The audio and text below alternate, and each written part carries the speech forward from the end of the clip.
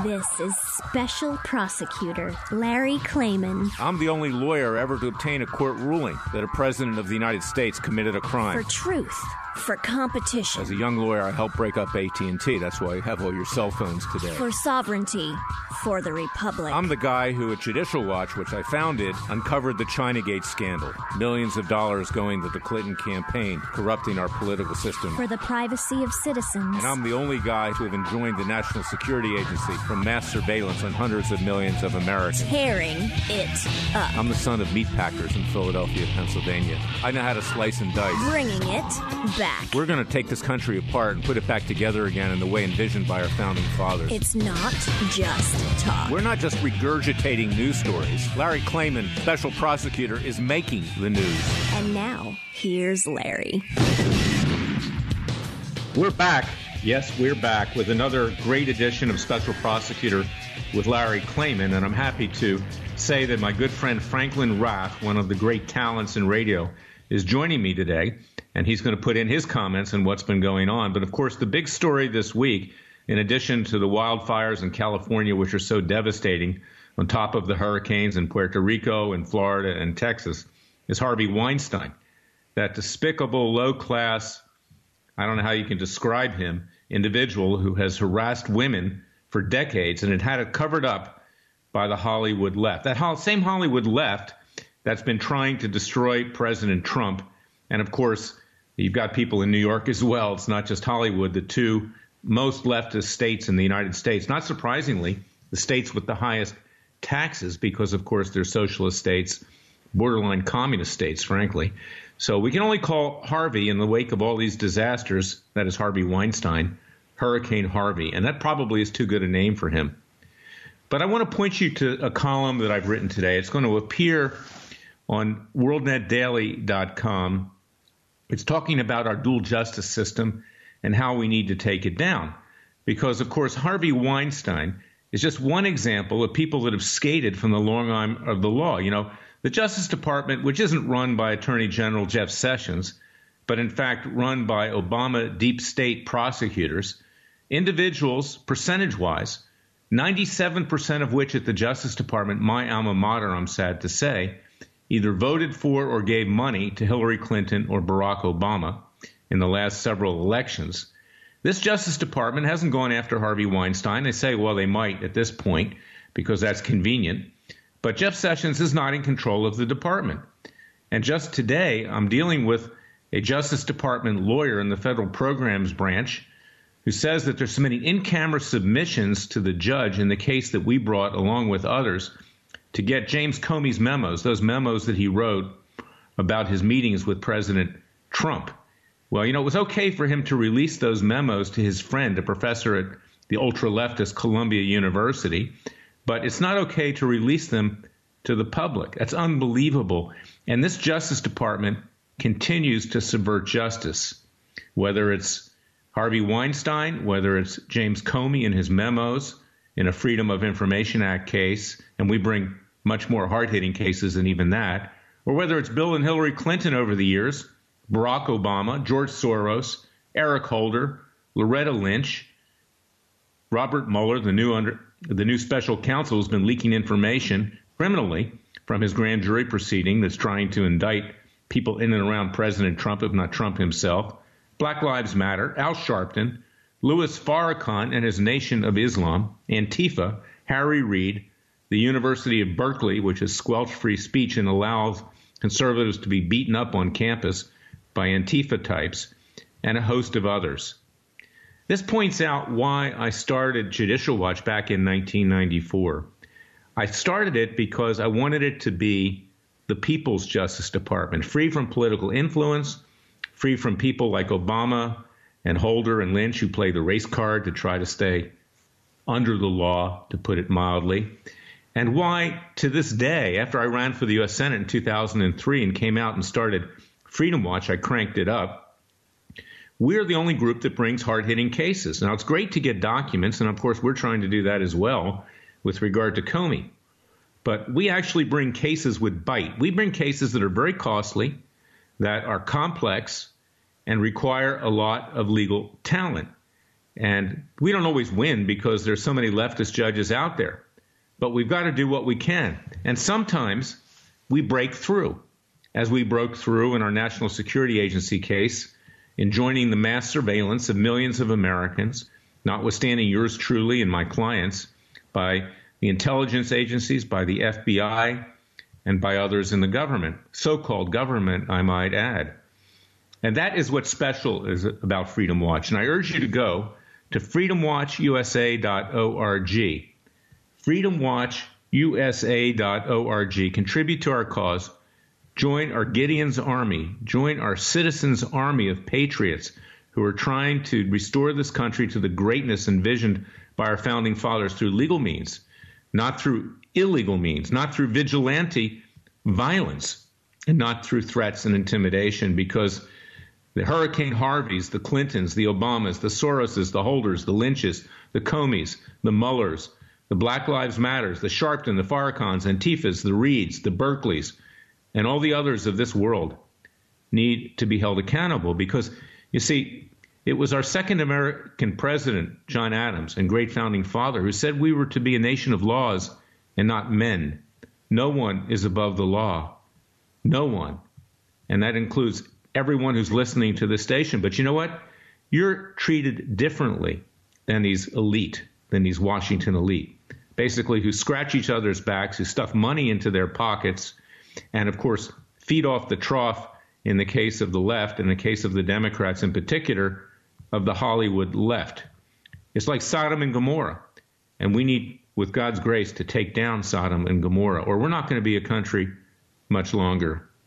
Now, Franklin's on the line. I want him to play a clip of perhaps the most notorious criminal in modern history, Hillary Clinton, an individual who has no sense of right and wrong, who's a pathological liar, who even lies, frankly, about her lifestyle, and doesn't really want to confront the fact that her husband was a serial sexual predator himself. Of course, you know I represented Paula Jones, I represented Juanita Broderick, I represented Kathleen Willey, I represented other women who were being threatened by Hillary Clinton and her henchmen, George Stephanopoulos and James Carville, to keep their mouths shut so Bill Clinton could be elected president and continue as president during his impeachment. Of course, Hillary knew that if that presidency failed, her husband's, that she'd never have a shot at it herself. Now, she may not have a shot of it in the future because of her own misdeeds and her own inability to communicate and her own arrogance.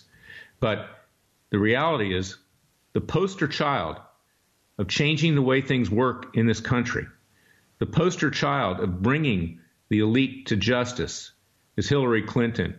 She should have no sympathy. It's not enough that she didn't lose the election.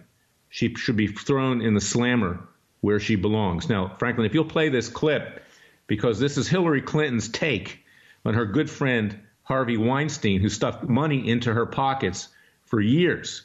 And she looked the other way, much like she looked the other way from the sexual abuse of her own husband, Bill Clinton. Your friend Harvey Weinstein, who has had a huge slew of really serious allegations made against him. What was your reaction when you first read those allegations? I was shocked and appalled because I've known him through politics, as many Democrats have. He's been a supporter. Yeah. He's been a funder, and, you know, for all of us, for Obama, for me, for people who've run for, for office in the United States. So it was just disgusting, and the stories that have come out are heartbreaking. And I really commend the women who have been willing to step forward now and tell their stories. But I think it's important that we not just focus on him and whatever consequences flow from these stories about his behavior, but that we recognize this kind of behavior cannot be tolerated anywhere, whether it's in entertainment, politics. Well, you know, after all, we have someone admitting to being a sexual assaulter in the Oval Office. There has to be a recognition that we must stand against this kind of action that is so sexist and misogynistic. You know, she wasn't referring to sexual assault in the Oval Office. I call it the Oral Office, given what happened with Monica Lewinsky. She wasn't referring to her husband. She was talking about Donald Trump, this hateful, vile, wicked witch of the left cannot face the fact that her husband is a degenerate pervert. And in fact, she's been associating with people who, in addition to her husband, that were as well. And that was Anthony Weiner, who happened to have been the husband of her girlfriend, Uma Abedin.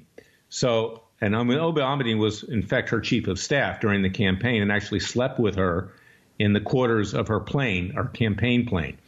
So this is Hillary Clinton, the dishonest, wicked witch of the left who needs to be brought to justice. And I'm doing that right now. We have a case involving her other lies. Of course, she was lying about Harvey Weinstein, that she didn't know about his sexual predator nature, but against her for Benghazi, a wrongful death lawsuit because her use of a private email server gave up the coordinates of Ambassador Chris Stevens, leading to the death of the sons of Gold Star parents Patricia Smith and Charles Woods. And that's a very hard-hitting case. You see, and that's what separates Freedom Watch from even my former group, Judicial Watch. We're doing what Judicial Watch used to do because we bring these hard-hitting cases. This requires legal expertise. This requires a lot of money. And we ask that you contribute to our cause because we need your help. We need your support at freedomwatchusa.org, because this case, perhaps of all, will land Hillary Clinton in the hot seat of deposition and hopefully will land her in prison where she belongs, because a civil suit can ultimately give rise to criminal prosecution, if not by the Justice Department. I don't think Jeff Sessions has the guts to do it. Contempt citation, because Hillary will ultimately lie in the course of that case, and the courts that we have may be able to enforce those lies through criminal contempt. So this is the motto of Freedom Watch. We just don't get documents. We attempt to bring people to justice. And that's what we need today. We have a dual system of justice, and Hillary Clinton is the perfect poster child of how things need to be done in the future. So we're going to be back shortly. I'm coming at the end of this segment, but I just want to call everybody's attention again to our website. There's no other group that does what we do. So I really urge you to support us and go to Freedom Watch, one word, USA, one word along with Freedom Watch, USA.org. The country needs us to rise up. We have to avoid a violent revolution, but we have to do what we can short of that to bring the country back to the vision of our founding fathers. And we'll be right back.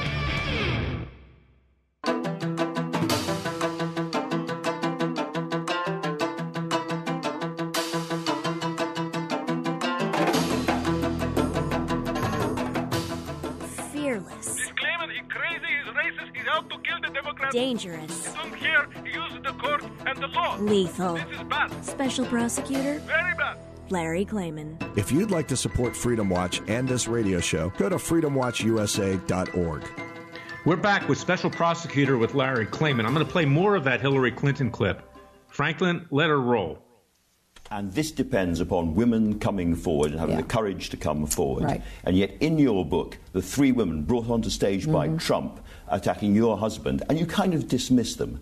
Was that the right thing to do? Are you sure about that? Well, yes, because that had all been litigated. I mean, that was the subject of a huge, investigation, as you might recall, in the late 90s. And there were conclusions drawn, and that was clearly in the past.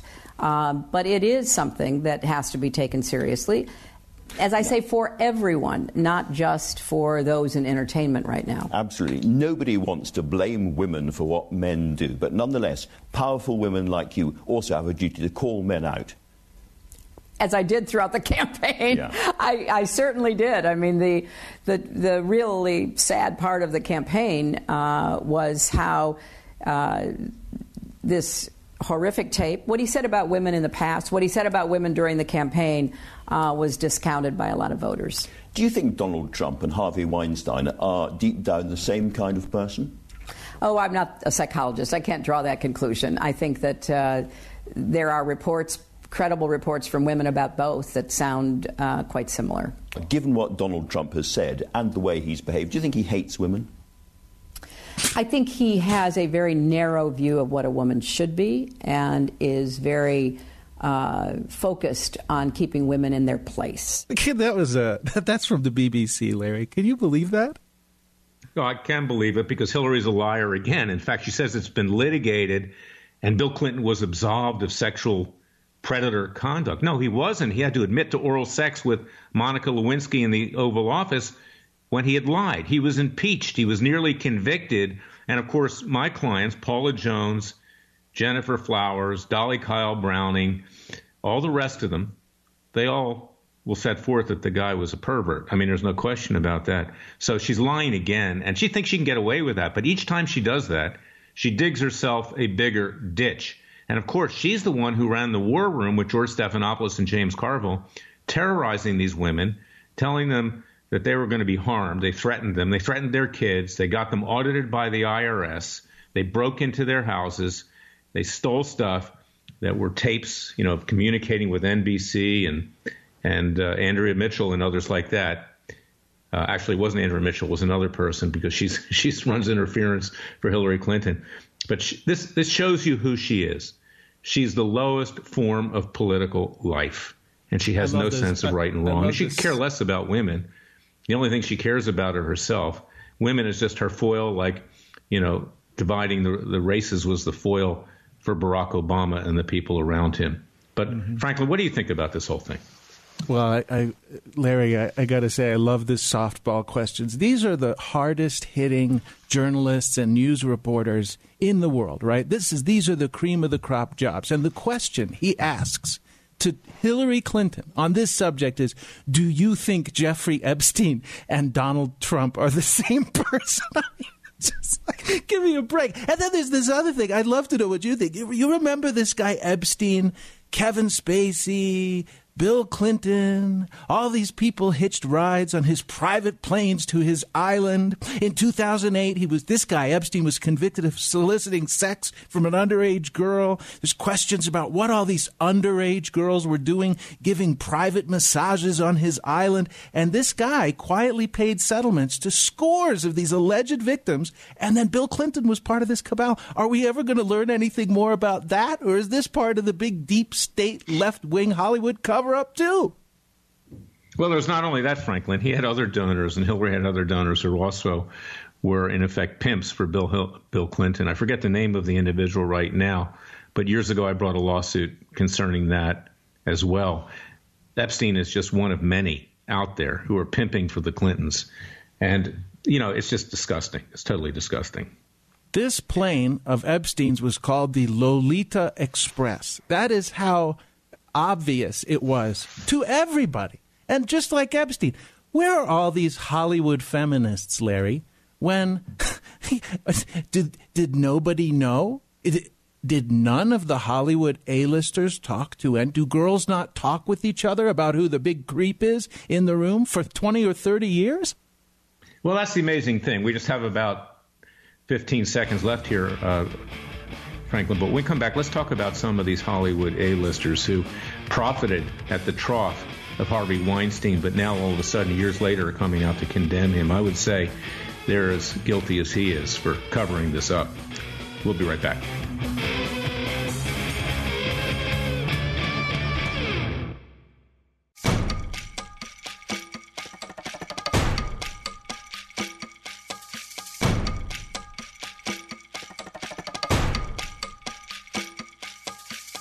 And now, 4 words that make corrupt politicians make wee-wee in their little pants. Transparency and the rule of law will be the touchstones of this presidency. But we have to pass the bill so that you can find out what is in it. Special Prosecutor Larry Klayman. Be the one who makes our country great again. Go to freedomwatchusa.org and donate. Let's now talk about Jeffrey Epstein.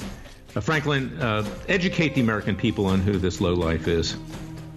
I don't know much about him. I know he's a businessman, and the guy looks like Ralph Lauren, very good-looking guy.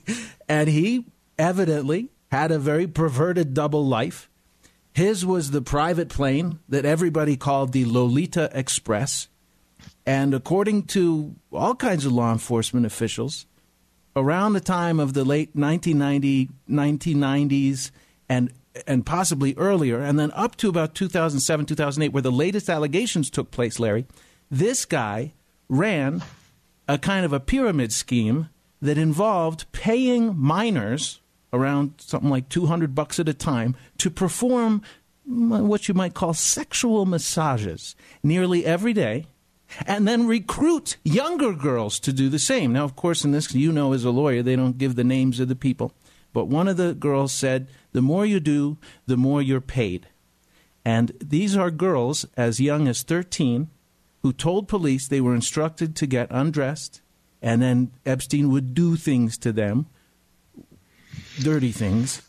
And by the time this guy Epstein was arrested in 2008, the police, I believe in Palm Beach County, Florida, which you know, had already spent many months monitoring his movements, going through his trash. I mean, they did a real investigation.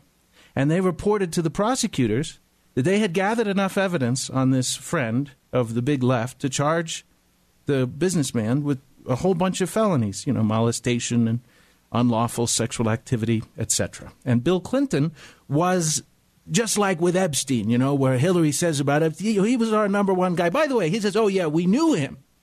You have to remember, Larry, Weinstein made 13 visits to the White House. And I believe that's probably more than any foreign leader, right? I'm not sure. I don't know. Yeah, it's only surpassed by Al Sharpton. Is that true? Oh, Yeah. That was a great one, too, by the way. But, yeah, I mean, this is very important because there was also another donor. I couldn't remember his name before in the earlier segment, but his name was Ron Burkle. And Ron Burkle is a very wealthy businessman in California, a big donor to the Clintons. And, of course, the Clintons went around with him, too, Bill Clinton in particular, with underage women. And so, for Hillary Clinton to make those statements, I mean, just hang her on that legally, but let her pay the price through the lawsuit that we have with Benghazi and through other things that we have planned for her, because we're not giving up. She does need to be held out to the American people as an example of this dual justice system, and she's the first one that should be going to the clinker of anyone that's out there. But let's play a clip now, because you see, this is the problem. You have these beautiful people in Washington, D.C., and you have the beautiful people in Hollywood. Of course, the old adage is that Washington is the Hollywood for ugly people, okay? But Hollywood thinks they're above the law. Washington, D.C. establishments on both sides of the political aisle think they're above the law. It's all one big club. It's all people who think that they're entitled. I told a story, I think, a while back that recently I went onto a plane to Washington, D.C., and sitting in first class was Eric Holder, former Attorney General, who I fought throughout my entire legal career. And I look at him, and I'm with somebody, and they say, I said, should I say hello? And they say, no, just walk by. And Eric Holder catches my eye, and I catch his. And he says, Larry, how you doing? Nice to see you. What are you doing these days? Maybe you should be helping me. Of course, he meant taking down Donald Trump. I said, no, Eric. I thought I'd seek your advice on something important that we could be doing. And it was tongue-in-cheek. But you know what it told me? I mean, he's a friendly guy. He's very likable. But you see, even though I am the antithesis of the Washington establishment, still, I was in that environment of Washington, and it's all one big club. And they think that if you're part of that club, doesn't really matter what you say or do, is that you're part of the club. Well, when I ran for the U.S. Senate, my motto was, I don't want to be part of the Senate club. I want to take a club to the Senate. And that's the way I still feel. But that's the attitude. Now, you've got the Hollywood left, which is particularly despicable. You've got people like Madonna and others who have threatened the lives of the president. And I want to play that clip, Franklin. You have it. Let the people hear just how despicable the Hollywood left is. And she's just one of many. Yeah, this is after, remember when Donald Trump was secretly filmed, secretly recorded, Larry, and he used the P word. And this is what Hollywood cares about. This is what Madonna said publicly. She found out he used the P word. Yes, I'm angry. Yes, I am outraged. Yes, I have thought an awful lot about blowing up the White House. That's what... What do you think she did to get ahead in Hollywood? It's just remarkable. What do you make of that? Well, I think maybe she meant to say, I look forward to blowing in the White House. That would be more appropriate, I guess. I don't mean that in a sexual sense, by the way. But it's a terrible situation because, see, these people influence the kids in America, and they influence others. And Hollywood is very powerful. You know, I've been out in Los Angeles a lot because I'm trying to do entertainment matters to change the way people think, to get them to act differently. We have a friend, Ted Baer, who runs Movie Guide and the Christian Film and Television Commission. He's done a great job over the years trying to do that. But frankly, he's, just a pebble in a sea of leftist sleaze out there. And it's really sad. And, there is a group of conservatives that get together in the Hollywood movie industry, actors, producers, film writers, and others. But they have to keep it quiet because, they're discriminated against. Just this week, James Woods, that really fine actor, retired because he spoke out in favor of Trump and against the Hollywood left. And there are others out there like John Voight, like Clint Eastwood, like others. Of course, John Voight and Clint Eastwood are so powerful that they continue to get work, even though their political views are inimical to Hollywood. But most of the average Hollywood actors and writers, if they say anything positive, and if they show that they're a conservative, they will be destroyed in Hollywood. And just like you'll be destroyed in Washington, D.C. by the likes of Chuck Schumer, Nancy Pelosi, and others. Harry Reid, of course, is retired, but he was one of the most despicable people of all. But, this is a sad situation. And this is why, frankly, that we have a Freedom Watch. It's why we need your support at freedomwatchusa.org, because we need to push back. We need to push back legally. And I urge people to read the WorldNet Daily column I have coming out. It will be out, called Taking Down the Dual System of Justice, WND.com, because that's what we need to do right now. Because without a legal system, without a system that works, and we didn't have one in the days leading up to the American Revolution, King George III had taken our criminal justice system in particular back to the court of King James.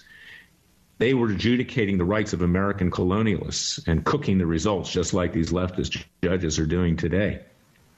And this is the segue to the next thing I want to talk about, and that is that President Trump has issued an executive order modifying Obamacare, cutting back on the subsidies to insurance companies that line their pockets at our expense to pay for health insurance that few people can afford because the premiums have gone way up. Reportedly, he's also going to open up competition, allowing for insurance companies to sell product across state lines. That's important. I had an insurance policy, health insurance policy in Florida that without my even knowing it was Cigna, canceled my policy because they no longer do business in Florida. And right now, I don't have decent health insurance. I had to go to Lloyd's of London, and I don't even know if I'm going to be paid back for all of the medical expenses I've incurred lately. So this is a very important executive order. But I'll tell you something. By Monday, it's going to be in court. I predict the first case will be filed in the Northern District of California, the federal court there, an ultra-leftist court run by rabid leftists. Or maybe it'll be brought in Hawaii.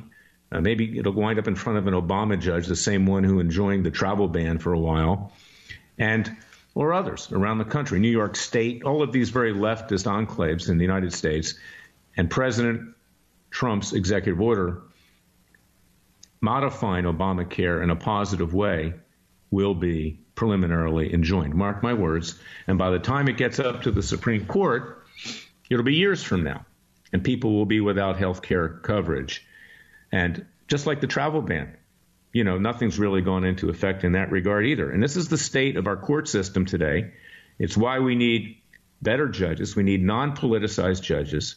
And we've been active at Freedom Watch, Freudian slip, with our judicial selection strike force, recommending good judges to the President of the United States. And even then, you can't be sure if they're good, because once they get lifetime tenure, they frequently go off the reservation. I got to tell you, Obama and Clinton judges are bad, but the judges that George W. Bush appointed aren't that much better, frankly. Here was an establishment person coming from an establishment family who lives in this Pollyanna world where they think things work the way they work up in Maine or in the Hamptons in New York or whatever highfalutin elitist places they frequent. They rub shoulders, by the way, the Bush family with the Clintons. They have no problems with that because they're all part of another club, the President's Club. And that's what we have to break up. We cannot have that kind of a clique in Washington or in Hollywood or anywhere else in this country. This country belongs to the American people. It does not belong to these elites who think they're above the law, who think that they can just simply go around cashing in financially and sexually from their acquaintances. So this is what I think, Franklin. And you know what? President Trump did this to throw the matter back to Congress. But what's Congress run by? A bunch of establishment Republicans who do nothing? People like John McCain who have such hatred and venom towards the president, doesn't matter what he proposes, they'll deep six it? Or people like Chuck Schumer, who's just a complete dishonest slimeball? Or Nancy Pelosi, who's become a joke, a senile joke from San Francisco? Or Maxine Waters, who thinks that everybody's racist against her, including her dog? I mean, this is unbelievable. So what are your thoughts? Larry, we just got an email, by the way, from Claire in New York that just came into the Freedom Watch, and then they forwarded it to me. She said that Bill Clinton, by the way, thanks, Claire, flew on the Lolita Express no less than 26 times. And that these are all documented in flight logs. And maybe there's an addiction thing there, too. But, you know, the other thing, Larry, my thought when you say this is the left has always made it its modus operandi, its core positioning statement that it stands for the little people. That's what all these rich limousine liberals in their $50,000 ball gowns say when they get up on the dais. And they say, we're standing for the little people. We're standing for the women. But, of course, and by the way, as far as the Weinstein story is concerned, what you have is all of Hollywood, all of New York. And, you know, I worked as a producer in New York for years after college. I know the same crew. They said nothing about Weinstein until it was unavoidable. Where were the late night talk shows? You notice nobody joked about it or anything until it was absolutely unavoidable, until they were shamed into talking about their big fat cat left wing boss. But the other thing is that what you talk about, the Hollywood and in New York, it also happens in so-called flyover country, right, where I live, right? And that goes back to why you started Freedom Watch to begin with this Troxler, that you were telling me about Troxler. And I hope you do get into that, because this was a Greenboro guy who really was a really bad guy. But he was one of the connected few, right? And he got off, too. And that's a big part of your genesis. Well, I write about that in my autobiography, Whores, Why and How I Came to Fight the Establishment. You know, it's funny. I once sent that book to Sheldon Adelson because a friend of mine wanted his support for something he was doing with regard to Iran. And his secretary, when they got the book, and she opened it up at FedEx, she said to me, what's this book Whores about? And I said, well, tell the girls down on Las Vegas Boulevard that it's not about them, right? They actually performed a service. I mean that tongue in cheek. But that's the reality. And of course, when I was at the Justice Department, I saw the political contacts kill investigations. And Andy Troxler was a businessman from Greensboro. And he had, in fact, sent something out, sleepwear, which was very harmful to children. And I'll be right back and we'll talk about that.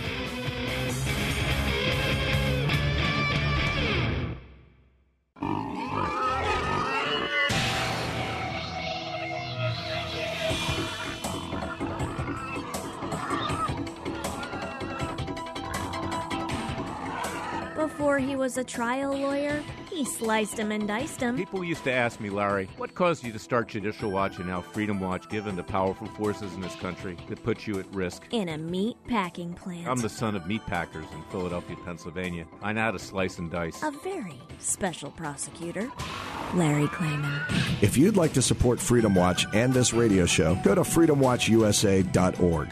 Let me explain a little bit more about Andy Troxler. He was a businessman in Greensboro, North Carolina. He was the owner of a textile factory. He manufactured children's sleepwear. Now, long ago, our very intelligent government, in quotes, the Consumer Product Safety Commission, promulgated a regulation that children's sleepwear should be treated with a chemical called tris. It was to prevent kids from catching on fire if their parents dropped a cigarette into their crib, believe it or not, or something to that effect. Well, it turned out that chemical was actually a carcinogen. So when I was a young Justice Department lawyer in the Antitrust Division, Consumer Affairs Section, I was charged with going around seizing this sleepwear if the manufacturers didn't take it off the market themselves voluntarily.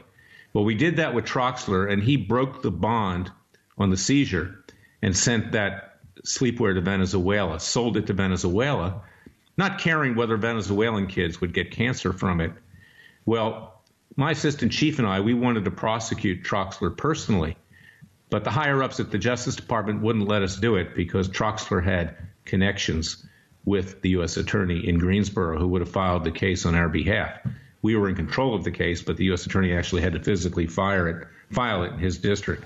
And that's an example of our dual system of justice.